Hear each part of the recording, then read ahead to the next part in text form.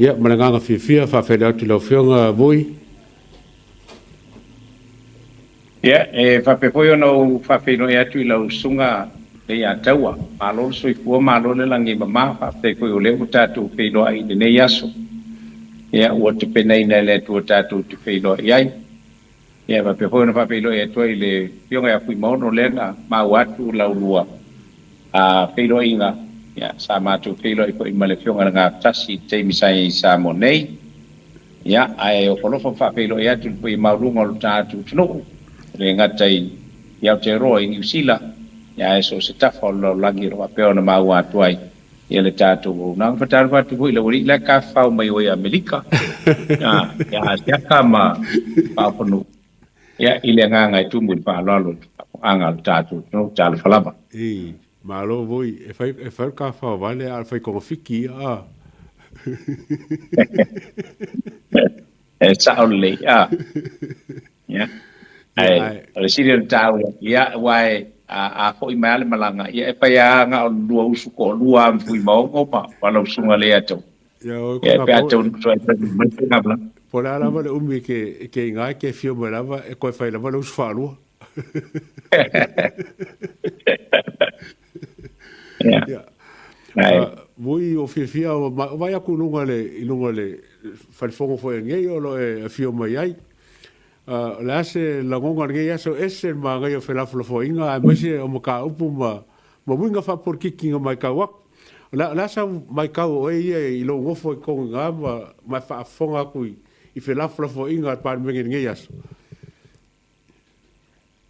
Malo va tai le atawa but alfa ko mel tantu tunu o se tulanga e matango pie awai e pe o tatu a olo a wai ya tala po le a Yesu len fa ya o tala to malen fa ya Yesu se no ga ke pa ya no lola le la ufionga le na o le nga sini ona fiai mo po le amno pe lo emilis pai malanga tu e tu mau mai se fo ni se mai Amerika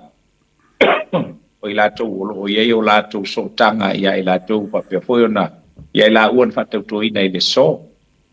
le fionga fo ya a tu mo fono ya o le tu malo si o safata mo bua ya pa pe fo ile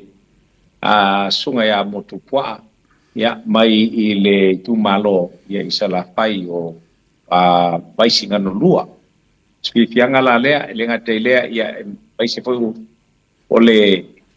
te mo bole nei wa pe no ia tuai fo I le fionga I te mai tai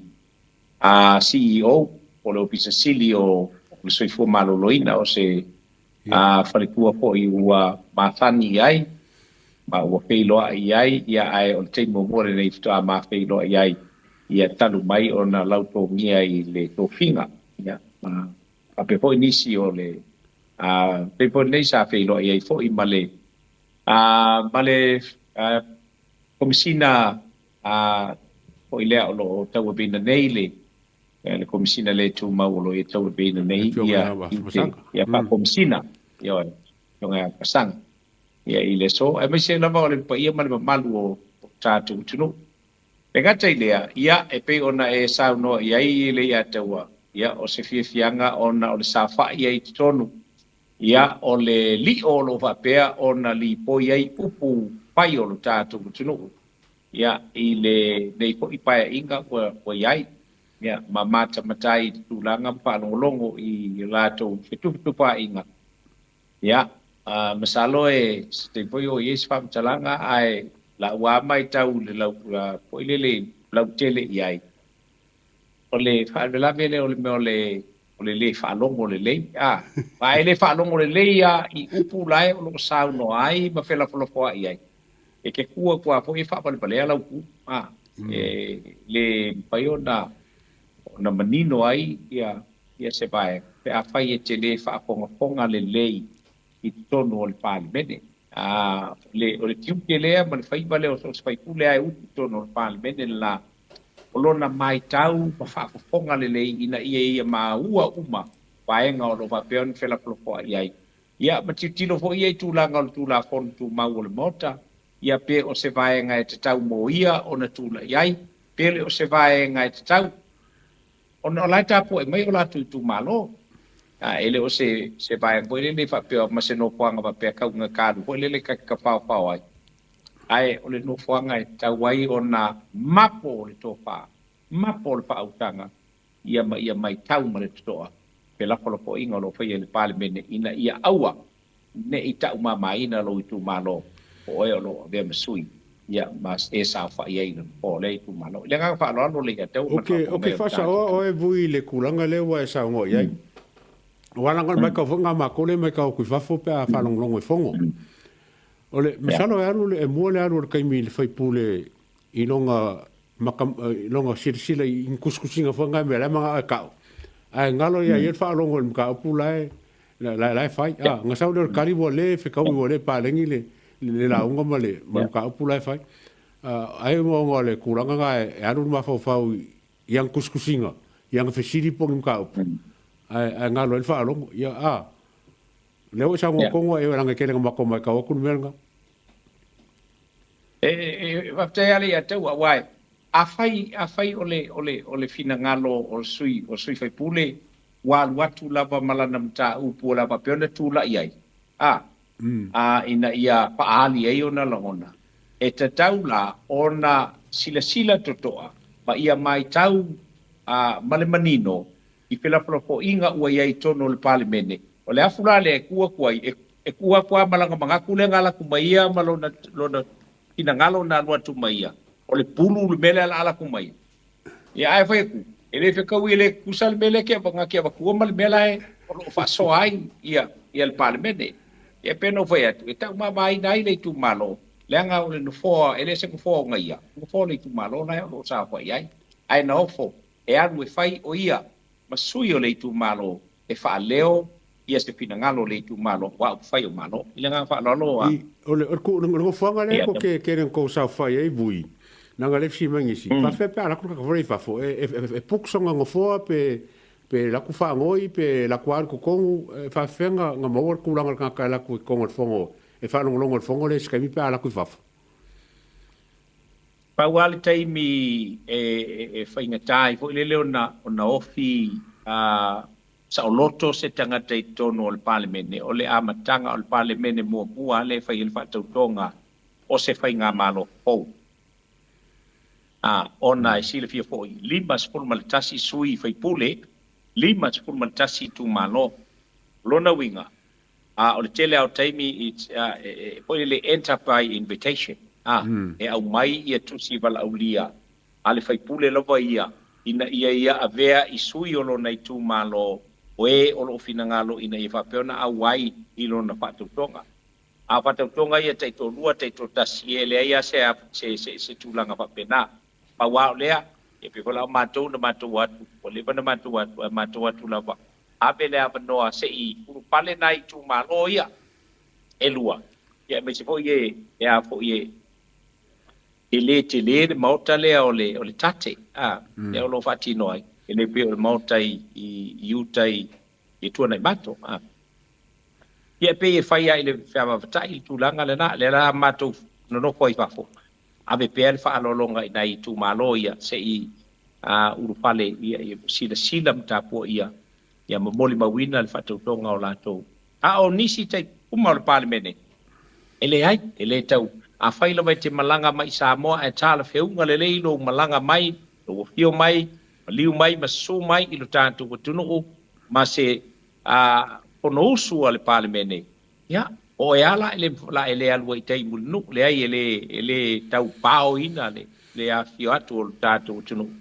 Ia ina ia awai fontanga ale palemene. Ia ile ngang whalona. Ia. O kula fongo o le whangion ka upo le fongo ngika e au, o le tula fono wha nati moa ki nga e o le kumalo. O le asa o mai kauvui i wheraflafo inga o le kula fongo lea walanga im ka upo o mai kau ko le amakanga. Ia langa ke laku amaka le fongo. Ai fōringa mai e irikai mingo vai a koepe o le kau whingau ia kuila epa ma fia me ma fonkoe inisio kula fon kuma ale ka o le mo nga pasir kula fon ole la kongo ale I lo silafia bui mo le falong fa fonga ngai ko inga mo lo makua kula fon fanga kinga ki nga fa nge ka la me ngai fanga kinga ki kula fon ole ya ona ole pelo fo na menino fa mal mai na le fionga le palemia ai mai se fo I ole minsta ana le kula fon a ona ole tulanga a foi le pe a na sa no palmia I le taimi mua o le fa kwa faule o se tu la fono ina ia pui ai vaenga nei o le poloketi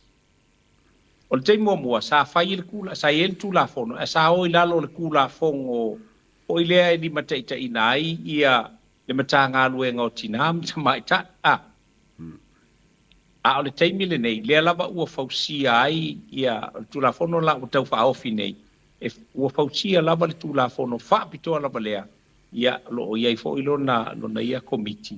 ia ina ia fa peo na lau di wina ma silsila to il fatino ina tu la fono le nei more polo keti lava ia ai peo na ia peo na ufa ia tu le uma na sau no fa mal malama le fionga le li palmi ala ulea a sesinga ma tilo ia tulanga pe ona ia na tu fo ile tele setala no ia ile mata upule nei ya ona ole olo la liwina pa wala ba nga tali tuai ya ona ole tu la fono fa na tinati ole fi na mai la to ia ile ba nga fasu ma limo tu la fono ula pongo ho ile le fa ali ia ai ma tua ila utau mai tau atu iai il fol sanga le fionga le li palemia be spor sui palemia ele ngata ile na tau fa mala mai na mai il fong of the light male minista ana le a fo ile ia le poloketi olo manino a ele fa nga ele kaimi ele longa wing apasi ole mele manamia au mai tu la fono itonu ona fa pelo la ona pasia lo na faita wini ngamo bua o le faita wina lo na lua lea o papea ona ava no ai o la tu fina ngalo e fa ali la lo le baenga le o le tula kono ya lana da pasiro le baenga le faita ngalo na lua ya ona mo lo le ava no e fela fo ai paulo baenga ila mai tau atu ai ya ole taimi le o lai e sau no una sau no aile ia le fionga ile li bidsta na ona tula ila le ole ole sau no le fa wila vele ia le afo ile ia le alingo le fionga ile sui tai ole tu ngai fa wila ve ia ona sau no mai la le tu sai ole baenga le la natali ia le fionga le minsta ia ai tu la ia fo ile si tu fa wila ve mai ia o foi ka le palmengel la ele ma fai onga fa wila ve le si fa wila ve ile si fa wila ve me voi le teo foi ole le va na to no le palmente dei tangata ai de uma faiao na to anga fai taule wal kuspa ia la ko or kula fon ko maul maka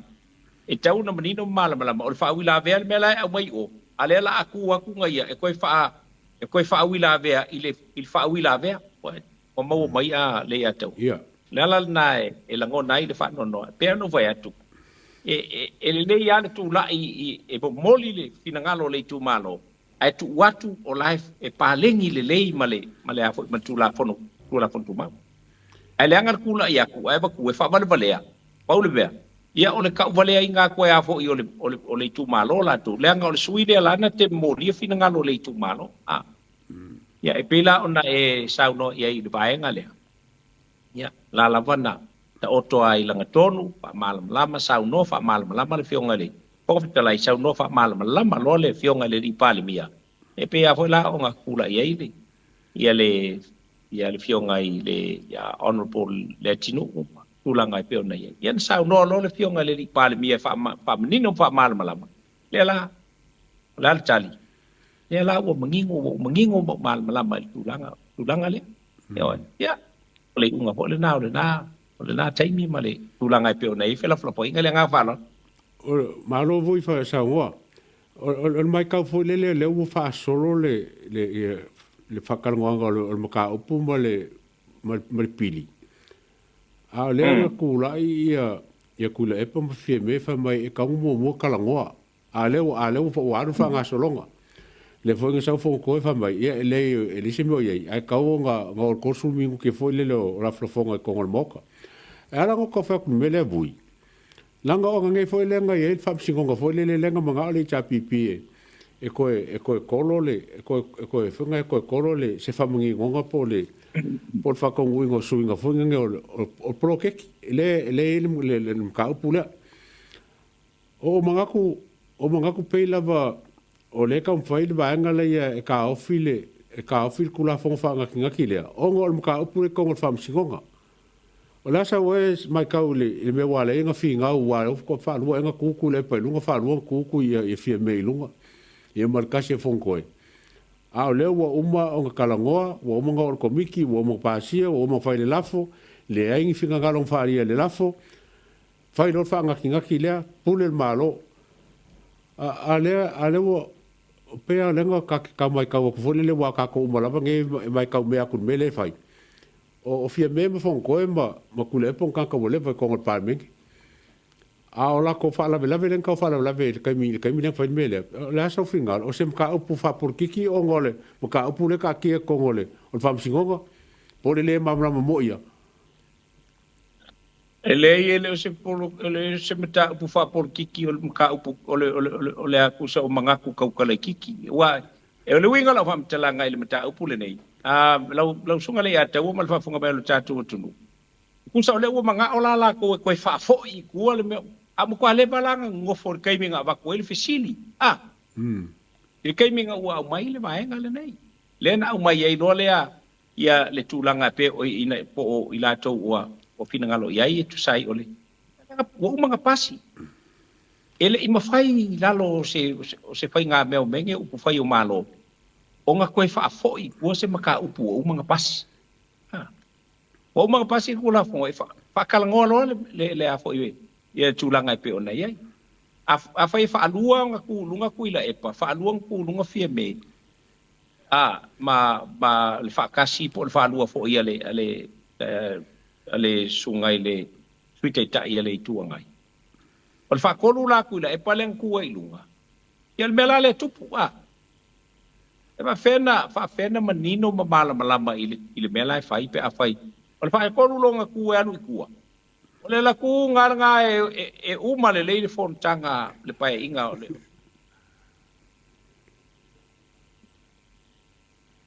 O matola ne, o matutala noa.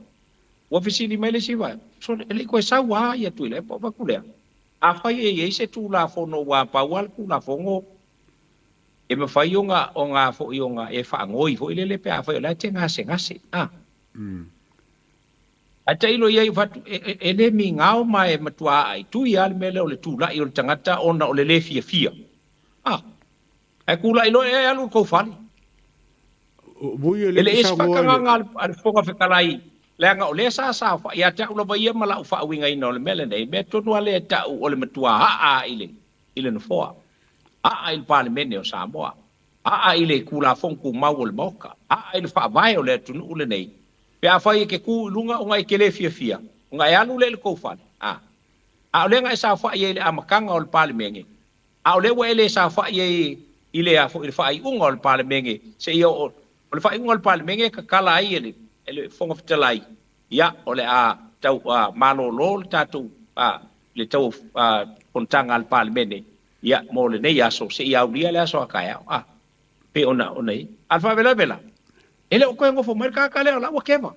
e te tau nei se tu la pono e discipline ai tu inga mio kwa menga ka o mio nga le tau loa ele ka loa ia bui se fa brava ko sa ngo le ke sa ngo ile menga kupule so wala ngali loko ma ko menga ele penga loko ma ko menga longo winga o ma ko ia. O fa tonu na tu lunga. Yo, fa tonu o le matu tau o la alu ko inga e la alu kua. Ia. La alu tu afale. Mane fa fonga bele tu. Ai walu mo kwa umia ngalu ma fa tole. Ele ko fo ima yes tui. mo fa mela uli le ko foi mai li lau kamari o bat soli ole a foi ole sui fai pule ole pa ele o sau kap pa wa masa ni ngam tui o mato no ne fa ko foi mai ai o male pa le mengele ko foi mai ia lo ngol la kunga nga la ko mai ya ta ulai ya ele mingao ia fofang pekele fia ele pale menge ka upolo kan ngoi ngal pale menge fa fenga ya lu aku ulu ngo folo ku malo ele ngo foia ya lo ngalua la le ida se leo lo ku malo fa ki ngoi ngai le ulanga o ko manga ni au ngelal ke mi o ko fo mai le fa ali ila fa ali ai ai ko fo mai ai sa o pasile maka upo la le si baenga tu le ya male si baenga ya manino le o le fa ko akala ngoa i se kula fo ole menge o polkeki o me inga fai o le sa ele o se kula o le na fa au ngal tu la fono ai manino sa no ngal fionga lipan o le sa fa au nga tu la fono ale matanga wenga o tinam tamaita tau ave ai le poloketi le o le la wa patulai le fausiei na la botu la fono o le leifo ia wa leanga o le ua sila to ai la le assessing on mai sila to al fai nga malo o sila to al fionga le minista ya na le poloketi le nei I meo wa foi o malo si anga ma vai nga e te tau na fau ia le tu la fono ina ia tu ma oti al tu la fono le bainga ia pela nga va foi le o menge yo o me o lo ia se o me policies meu policies le la a fau tu la fono a me sai o policies e pule la ile fai nga malo ele o se me o kongo se fa vai o le tu no me ne polo o ulanga o bainga penge ilo le ba ba ia te vanga lava o le tu la fono o le act o le act u fausi ona le faile ia ona toe ona yese se malo si anga to tasi o se fai nga malo the government of the day ela to te sui ai ni vai pe a fai it's an act ai a fai la o le la foka kala ngol me ka o le tu la fono o le pili le mele wa bagu ko once pasi ai ma ave ma pasia ma ave e saingi la o malo then it becomes law longa winga ele fai la nga le mele kapisai ma be fai la fa no tu la no ave ai il palme ile fa msinonga o te matua le malama uia lo tangata vai ma le fa tau ba o te le malama po o fea e o mai ai fa ai longa le e a fo i ka so o ma mi ka iso ai fa vale mele fai e fa vale ele o se act le mele e sa ai se fai nga malo wanga o me o policies po ia e pule ala fai nga malo la ko ai a fai ele o se kula fongo ku mau o se kula fongo wa ka mau pa sia fa al palme ai so ia penga o fai ko ngo le malo le o fe ele ta mai mal porto le mi tai so ai le fai ngo malo le se senga o le act mal policy policy e pule al au mai foi la ko pe ko mai i chapipi kong pe aquele an kausanga pe ko mai kong mai foi la ko e fa la ko policy e pule ala ko se vanga wo ngo foi la ko yo fa pe ia la ave kongo fa pili nga ia fa pe nga o nga ve ai makula fongo ele e kula fongo lo ele foi lo la ko o yeso la ko malo si e la ko ke ko suia ila ba la ko se ia vanga wo ko o kongo le parlement al mele ye o policies me e kalango ia ile ia le afo ile foi nga malo le ta mai loa ina ia fausi ai se tu la fo ina ia mai yo malele mautu mawa ia le nga fa lo o lo ka mai ka foi nge wala ngai le se ni fingo nga ku nga o mo ka wai o nga ku la ile le ka le ku ngai ma va se mar fonkanga ai pa le mele ke ma fo ye bui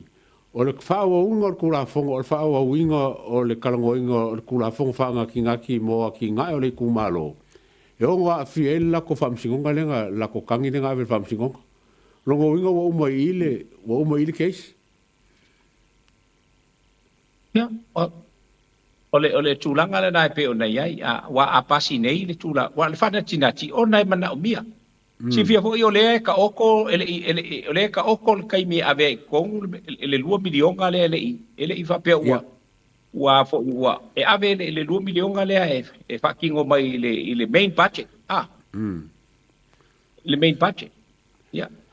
le la o fa kula fo o no wingala e pe ya le ale mo le o le afo ya le mo le fasila o pepa ho le o le ile fa ko ngor pulanga pe o ya la le titilo e pe fa o la e afo I float il fa sinonga le il baenga le tole pe ango foi o ke le mal mala mai ka pe mal mala mai le ese ngo le policy male lo pula fo o veo o afo io o policies la ko mela vai fa wa ya ma a ko manga ko e ko sui sui ala fa nga marola ko o policies ole pula ko e se longa la ko ave ko ke mai ko ngol pal be ya wa fa ele se pula fo ya lo ko nga pengo fa ko pe le I pe le mo le pua fo le fu al pua e malo sil mo kange ko le ku pa e le nga fa lo ba tu fa fo me sa o si va nga fo yo ki fia kal ngoi wa nga ke au so nga ke fai mai au fo kanga ia e ka fo fa ngo ko fa pe o fi nga se ka pe fa ka pu nang fa yange fi nga ia le ko nga I se ka pu a ke fa pe fo ka lai fo le lafo e fa ku o e sa ngo me yo a o e sa ngo mai le ai mo se ka ke mo ke le ngra pe I se ka I nga ke lo nga wa ma ko nge mo ke le lo nga se fa ka se ale sa fi nga ma lo si am ka up a o ka mi e sa ngo le fo ka ai se sa ngo mai le fa le awai sa ngo mai le ai ele ai ma se le mo ke fa lo ngo ki ai e ngi le fa pe nga fa nga ka le ai ka mi ko ke fonka pa fa le la fo le fo ka ole upu monia ia te iloa I le tali se ana e whalongo se meo se tangata vo le tali le ai. Pes a whai ai te iloa o le majority lea ua sau wai le leo o le ioe. O longo winga le iam se kawai mai maufo le lo tali fo ia e manu malo ale ioe. Pe on tulanga le na pe on ia la vo ia iloa la tu e la titi le la tu fo numera. Lai va ia tu o lai matua ma ona o mai no fo o sa fa ia le li palmia ma le fa malo ya ole io e umala sa le majority ya se ai le ai ya ele se me la ai fo ma le ai ya se va ngar ka le pe per fie malia la ina le ai wa le ai tu ai ale pulmonia ai wa mai ba kai me ka ke le ai e fu ele fa ngai na e manu malo ale io e le ngang fa lo lo kala si ka wa fa leo e lango la ko ke ku sa pe kasi mo le kauria ai fa ngoko o ese le ai